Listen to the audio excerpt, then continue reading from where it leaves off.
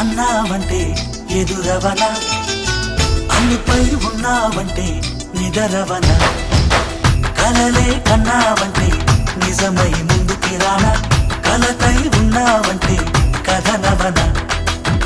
అమ్మలో ఉండే సగం అక్షరం నేనే, నాన్నలో రెండో సగం లక్షణం నేనే.